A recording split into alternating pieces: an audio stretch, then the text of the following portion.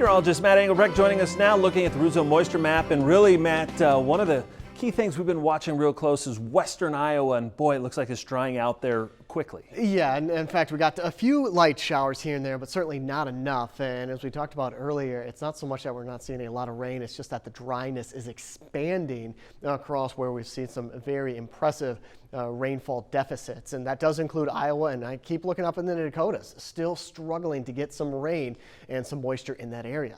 And you can kind of see the last couple of weeks, if not the last month, where a lot of these rainfall systems have set up. It's basically into parts of the Midwest and northern Midwest, Wisconsin and Michigan, bringing down some rain from Canada. And then, of course, the Gulf of Mexico. That has been opening up with available moisture, but it's all been over the same area. That includes Louisiana and even into Tennessee, southern Illinois, just on the southern fringe, but I'm watching there as well that there is some dryness starting to expand through central and also northern central Michigan, northern Indiana. And back here to the west, obviously, still very dry and much drier than the rest of the nation. As for that wind speed forecast, so in terms of our low pressure systems working across the United States, you're going to have another one that's going to be coming through toward the tail end of the work week and into the weekend. So this is Wednesday at 5 p.m.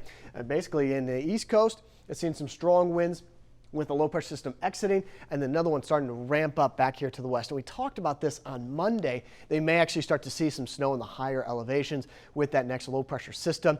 Mainly the course of action, with the wind is going to be back down here through the Big Bend area, Midland, Odessa, into New Mexico, where winds are going to be about 15 to 20, 25 to 30 across portions of Texas. Relatively quiet cold front sweeps on through Thursday morning, Thursday afternoon for the East Coast. Start to settle into a more quiet pattern in the Midwest, but also high pressure in general is going to be building in over across the United States. And that should last about 3 to 4 days with a lack of rainfall and an increase in our temperatures going into the weekend.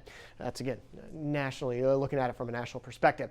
Estimated rainfall, so this is going back to last Wednesday, and you see most of that rain coming down to that area where it still continues to be very wet into Louisiana, Tennessee, and Kentucky, trying to get the rain back up here to the northwest. But with those diving low pressure systems, a lot of the rain develops off of the moisture coming in from the Gulf of Mexico.